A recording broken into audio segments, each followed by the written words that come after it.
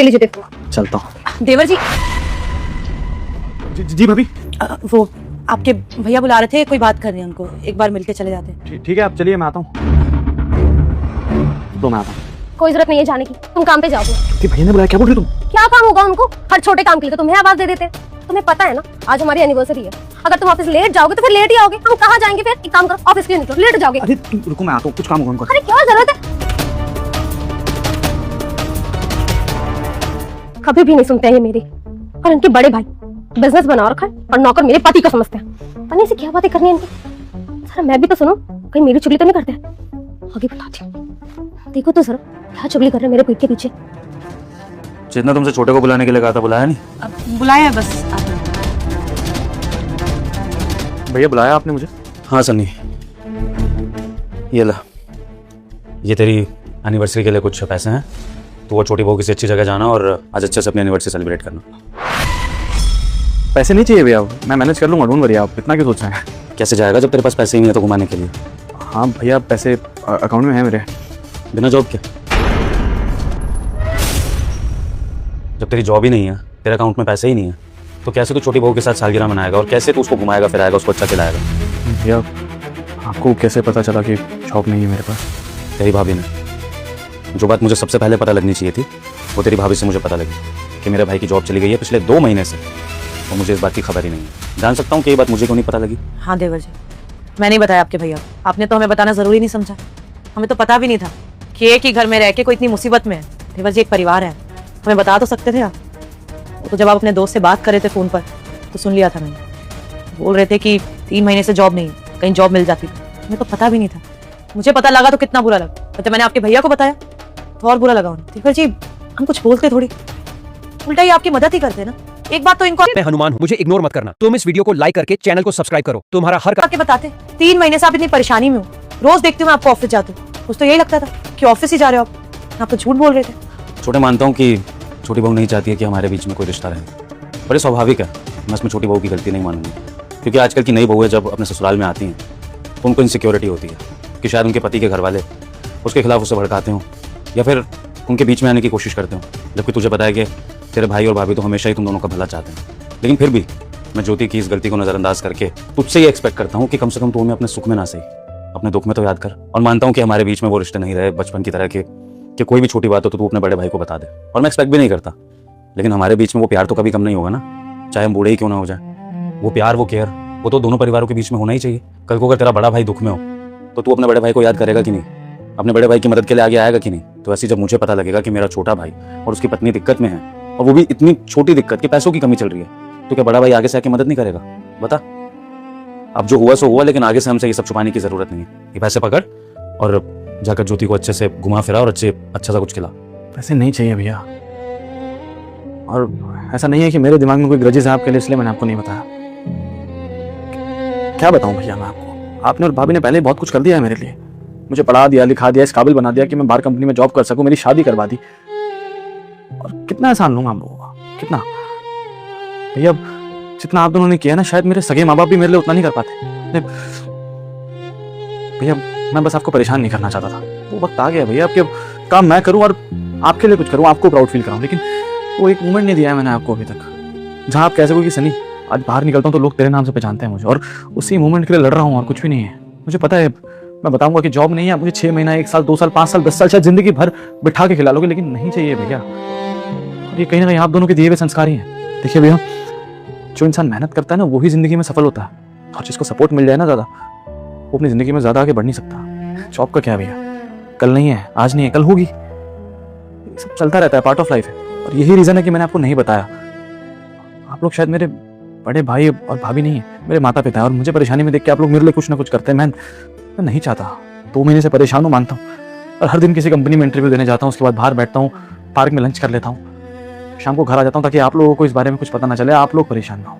रही बात ज्योति की, तो ज्योति बुरी लड़की नहीं है भैया, वो बस थोड़ा बचपना है उसमें। उसे नहीं पता कि आप लोगों ने मेरे लिए कितने सेक्रीफाइस किया, आप लोगों ने क्या क्या किया है मेरे लिए।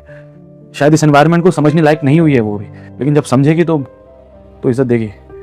और मैं उसकी बातों को इग्नोर कर देता हूँ। मुझे पता है कि मुझे क्या करना है, क्या नहीं करना है, इतने संस्कार है मुझे। अगर बीच सड़क पे आप लोग चांटा भी मार देंगे, मुझे तब भी पता हो कि आप लोग मेरा गलत नहीं चाहते। ठीक है ना भैया? कितना सपोर्ट करेंगे। जॉब मिल जाएगी तब देखेंगे। रही बात आज की, तो आज सोचा था मैंने बोल दूंगा कि ऑफिस में लेट हो गया हूँ, थोड़ी देर गुस्सा होगी फिर शांत होकर सो जाएगी। मैनेज हो जाता भैया, लेकिन भाभी ने सब कुछ सुन लिया और मैनेज अभी भी हो जाएगा भैया। आप बस प्लीज़ मुझे गलत मत समझो दोनों, मैं आपका ही बच्चा हूँ और हमेशा आप लोगों का बच्चा ही रहूँगा। देख रही हो चेतना, मेरे छोटे भाई को क्या संस्कार मिले हैं, कैसे अपने स्वाभिमान को अपने दुखों के आगे रखकर मुझसे मदद नहीं मांग रहा है। मैं सामने से पैसे दे रहा हूँ फिर भी मना कर रहा है, जबकि इसकी जगह कोई और भाई होता ना चेतना तो उस बात का फायदा उठाता कि बड़े भाई के पास तो पैसा है, नौकरी करने की भी क्या जरूरत है, बड़े भाई से पैसा मांगते रहो झूठ बोल के। लेकिन नहीं, अपनी पत्नी के ईगो को ऊपर रख के, अपने बड़े भाई से मदद न मांग के, अपने स्वाभिमान को ऊपर रख के ये साबित करता है कि जैसे आदर्श लड़के आज भी इस दुनिया में है। लेकिन मेरे भाई तू ये बात भी तो सोच कि जिस कोख से तूने जन्म लिया है उस कोख से मैंने भी जन्म लिया है। मुझे भी तो हमारे माँ बाप ने कुछ संस्कार दिए होंगे ना, और मुझे ये संस्कार मिले हैं कि अगर हमारे छोटे किसी भी परेशानी में हो तो बड़ों को उनका साया बनकर उनका साथ देना चाहिए। हाँ, भले ही छोटे अपने पैरों पर खड़े होना चाहते हैं, वो अच्छी बात है, लेकिन इसका मतलब ये तो नहीं कि बड़ों के होते हुए छोटों को बाहर से किसी से मदद मांगनी पड़े।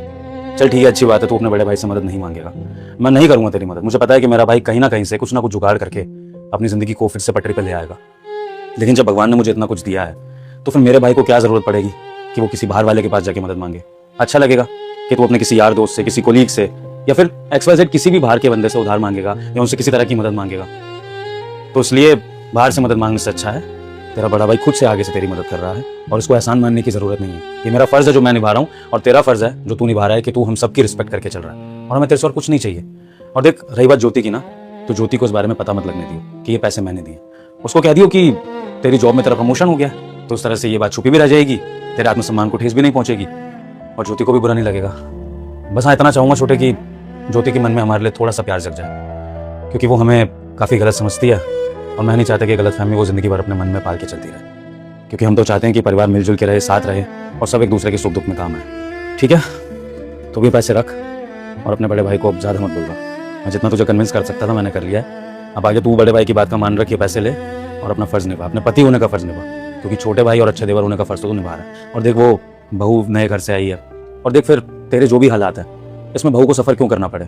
उसके माँ बाप की नज़रों में तो वो एक अच्छे खानदान की बहू है ना, और एक अच्छे खानदान की बहू को एनिवर्सरी जैसे ओकेजन पे कॉम्प्रोमाइज़ करना पड़े तो फिर ये उनको भी सुन के अच्छा नहीं लगेगा। इसलिए प्लीज़ दोनों परिवारों की लाज के खातिर ये पैसे रख ले और अच्छे से अपनी एनिवर्सरी सेलिब्रेट कर, समझा? देवर जी ले लीजिए ना, इतने प्यार से दे रहे हैं आपके बड़े भैया। वैसे भी एनिवर्सरी है, स्पेशल डे आज, और हम लड़कियां तो वैसे भी बहुत कुछ सोच के बैठती हैं। ज्योति भी सोच के बैठी होगी कि आप आओगे, उसके लिए गिफ्ट लेके आओगे या कहीं घुमाने लेके जाओगे, कुछ स्पेशल करेंगे। हम लोगों के लिए ये दिन बड़े मैटर करते हैं। देखिए, आप कम से कम उसे दुखी मत करिए, एनिवर्सरी ऐसे ले लीजिए, हमारी तरफ से एनिवर्सरी गिफ्ट समझ के ले लीजिए बस। पता नहीं कौन से अच्छे कर्म किए थे मैंने जो मुझे इतना अच्छा परिवार मिला है।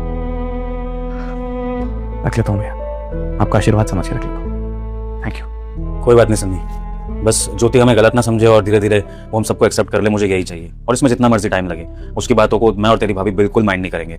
लेकिन अगर तूने हमसे आज के बाद अपने दुखों को छुपाया, अपनी परेशानी को छुपाया, तो ये याद रखियो कि तेरा बड़ा भाई और तेरी भाभी तुझसे नाराज जरूर हो जाएंगे।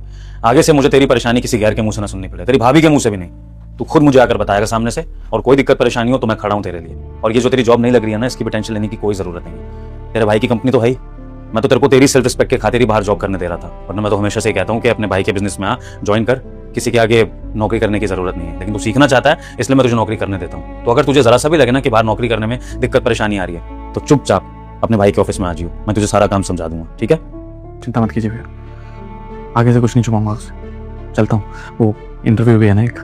चल जा, अच्छे से एनिवर्सरी सेलिब्रेट करियो।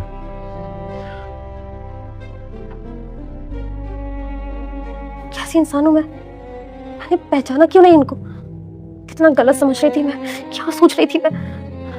ये लोग हमारे लिए इतना सोचते हैं और मैं हमेशा इनके लिए बस गलत ही सोचती रही। शर्म आनी चाहिए मुझे।